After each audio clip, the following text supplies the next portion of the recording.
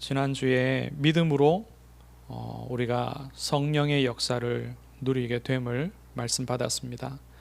하나님이 저에게도 그 말씀대로 성취의 응답을 주셨습니다.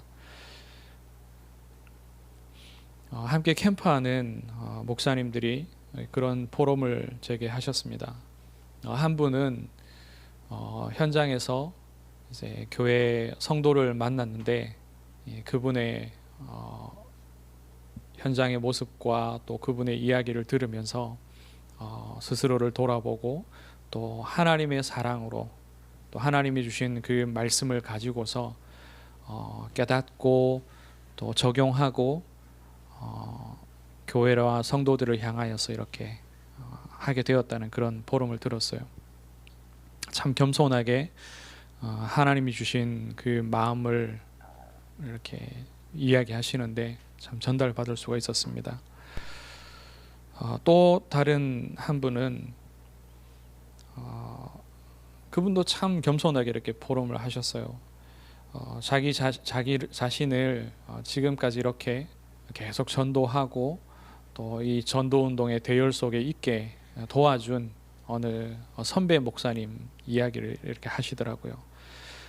그분이 자신을 잘 도와주셨고 또 지금은 자기의 귀한 그 참 응답을 잘 받고 있던 그 교회의 목회적인 모든 사역과 또 응답과 그런 것들을 다 내려놓고 지금은 해외에 가서 정말로 낮은 자리에서 선교하고 계시고 있다, 그런 포럼을 이렇게 하시더라고요. 그리고 또 한 렘넌트의 고백을 통해서 또 제가 많이 은혜를 받았습니다. 선교지에 있는 렘넌트인데 지금은 이제 교회에 귀한 일꾼이 되어 있는 그런 렘넌트죠. 부모의 믿음과 또 그로 말미암은 성령의 역사를 통해서 자기가 어릴 때부터 어떻게 이렇게 자라왔고 또 은혜 가운데 있게 되었는지를, 그리고 지금 어떻게 응답받고 있는지를 포럼을 하더라고요. 이제 그것을 보면서 하나님이 참 현장마다 하나님이 세우신 믿음의 일꾼들을 통해서 그 현장을 살리고 또 다른 이에게 영향을 끼치고 그 모든 것이 하나님의 은혜 안에 성령께서 일하고 계시는 부분임을 제 마음에 많이 담게 되었습니다. 그래서 지난 한 주간 동안 저 자신을 이렇게 돌아보고 또 믿음을 회복하고 또 기도 속으로 들어갈 수 있도록 하나님이 그렇게 은혜를 주셨습니다. 오늘 우리가 읽은 이 본문의 말씀을 보면은 또 역시나 바울이 율법과 믿음을 대조하고 있습니다. 율법과 믿음, 어디에 속해 있는지에 따라서 결과가 달라지는데 그 결과가 어떤 것인지도 말을 하고 있죠. 율법의 행위에 속한 자는 저주 아래에 있고 믿음 안에 있는 자에게는 구원이 임하게 됩니다. 하나님이 우리에게 주시는 첫째 메시지가 이것입니다. 율법 행위에 속한 자들은 저주 아래에 있다. 여기에서 아래라는 이 단어는요, 구속되어 있는 상태를 묘사합니다. 구속되어 있는, 그래서 거기에서 벗어날 수 없는 상태를 묘사하고 있는 단어입니다. 사실 이 율법은 3장 24절 말씀을 보면은 초등교사의 역할을 하도록 하나님께서 우리에게 주신 겁니다. 몽학 선생이라고도 하였죠. 유모와 같은 역할입니다. 믿음으로 말미암아 의롭다 함을 얻게 하기 위해서 이 율법을 먼저 주신 겁니다. 그리고 이것은 그리스도께서 오시면 이제 그 역할을 다 하는 거죠. 더 쉽게 말해서 율법은 우리 사람이 죄인이라는 사실을 깨닫도록 하기 위한 초등교사입니다. 만약에 율법이 아니라면요, 우리는 계속해서 우리 자신이 죄인이 아니라고 핑계를 계속 대겠죠. 우리의 죄를 부인하고 있게 됩니다. 창세기 3장에도 처음 죄가 시작되었을 그때에도 하나님이 하와에게 물으셨을 때, 또 하나님이 아담에게 물으셨을 때 둘 다 그 죄를 부인했습니다. 뱀이 내게 주었습니다. 뱀 탓을 했죠. 그리고 저 여자가, 하나님이 만드신 저 여자가 여자와 아내와 하나님 탓을 했습니다. 이것이 죄인의 속성입니다. 그래서 하나님께서 이 죄를 깨닫도록 분명히 밝히 드러내시고자 율법을 주셨죠. 만약에 율법의 행위를 선택하지 않았다 할지라도 원래 우리 인생은 본질상 진노의 자녀입니다. 에베소서 2장에 분명히 말씀하고 있죠. 본질상 진노의 자녀. 모든 사람이 죄인이기 때문에 본질상 진노의 자녀입니다. 로마서 5장 12절에 말씀하기를요, 그러므로 한 사람으로 말미암아 죄가 세상에 들어오고 죄로 말미암아 사망이 들어왔나니 이와 같이 모든 사람이 죄를 지었으므로 사망이 모든 사람에게 이르렀느니라.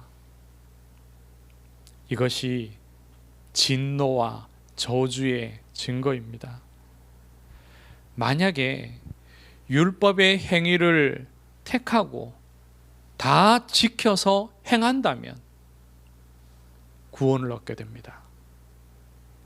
그런데 10절에 보니까 이 율법의 속성은요, 하나도 빠짐없이 항상 지켜야 되는 것입니다. 어느 날은 지키고 어느 날은 지키지 않으면요, 율법을 지키지 않은 겁니다. 하나라도 빠짐이 없어야 되며 항상 계속해서 지키고 있어야 됩니다. 그런데 11절에 말씀하죠. 아무도 율법으로 말미암아 의롭게 되지 못할 것이 분명하니, 한 사람도 이 율법을 온전히 지킬 수가 없습니다. 그렇다면 그 결과가 뭡니까? 여전히 진노가 임하는 겁니다. 원래 있었던 그 진노를 피할 수가 없는 겁니다. 율법의 행위로는. 그래서 하나님께서 그리스도를 통하여서 우리의 저주를 대속하게 하신 겁니다. 대신 맡기셨죠. 그리스도께서 우리를 위하여 저주를 받으셨습니다. 13절에 말씀을 하셨죠. 바울이 고백을 했습니다. 로마서 7장 24절에 오호라 나는 공고한 사람이로다. 이 사망의 몸에서 누가 나를 건져내랴. 누가 바울을 그 사망의 몸에서 건져내십니까? 바로 그리스도죠. 그래서 바울이 이어서 고백을 합니다. 로마서 8장 2절에서 이는 그리스도 예수 안에 있는 생명의 성령의 법이 죄와 사망의 법에서 너를 해방하였습니다. 아무도 우리 인생이 당해야 할 그 죄와 사망의 그 진노를 해결해 줄 수가 없는데, 오직 그리스도로 말미암은 생명의 성령의 법이 우리를 해방하셨습니다.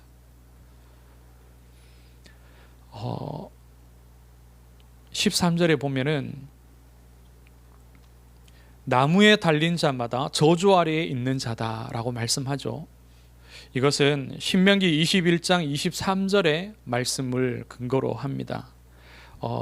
어떤 율법을 주셨냐 하면은 사형 집행을 당하여서 죽은 그 죄인은 그 시체를요 기둥이나 나무에 달게 했습니다.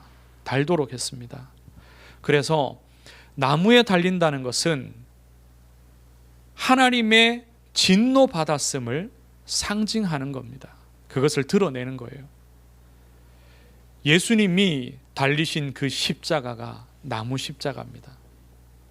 그것은요 곧 예수님의 그 죽음이 저주를 상징하는 거죠. 저주받아 죽었음을 말하는 겁니다.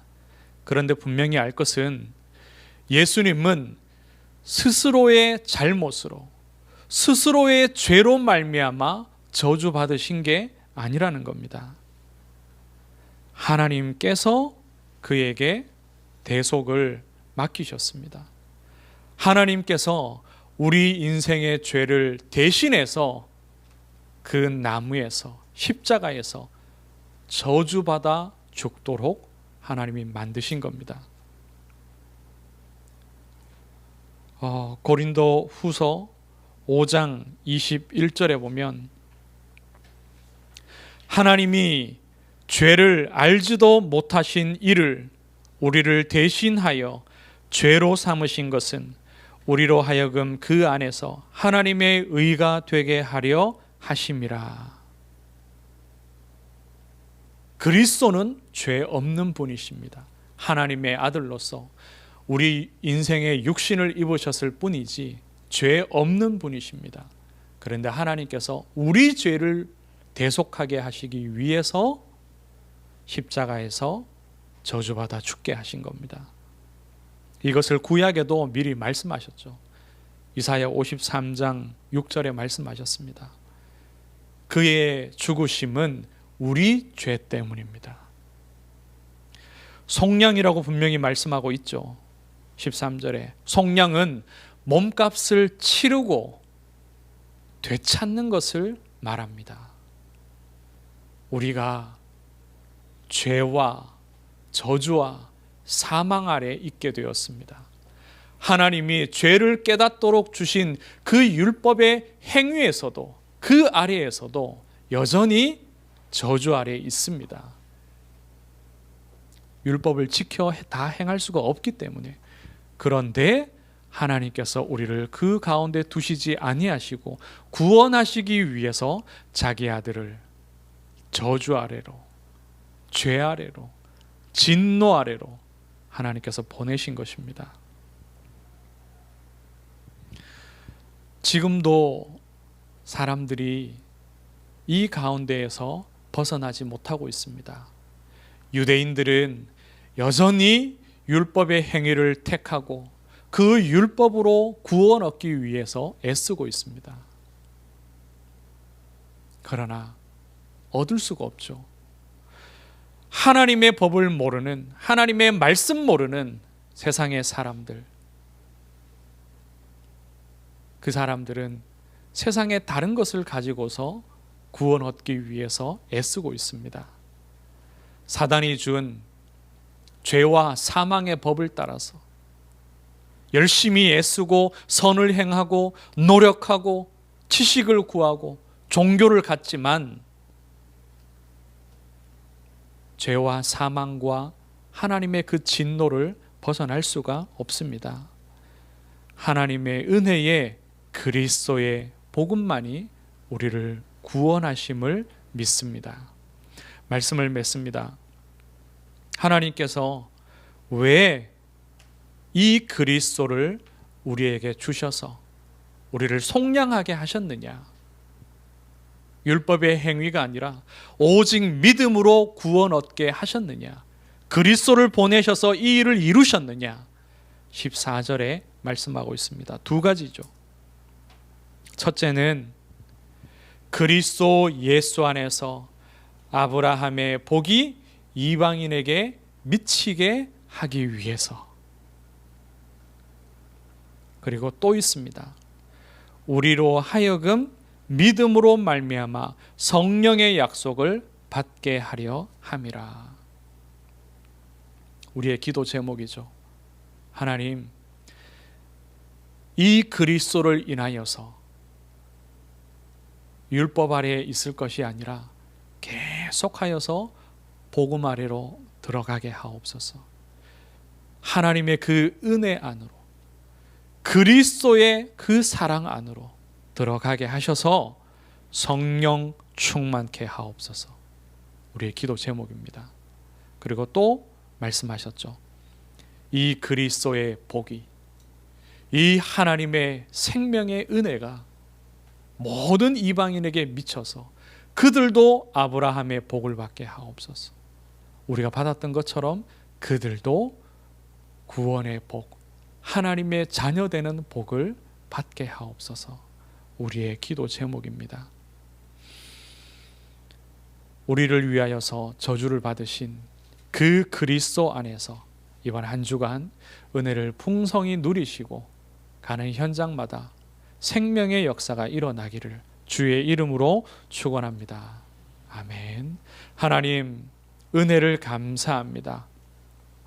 우리로 영안을 열어주시고 하나님의 지혜를 주셔서 이 땅을 사는 동안 더 이상 이제 율법의 행위 아래 있지 않게 하시며 종교와 신비주의와 인본주의 아래 있지 않게 하시고 오직 하나님의 은혜를 따라 그리스도의 복음 안에서 살게 하시고 전도자의 응답을 누리게 하옵소서.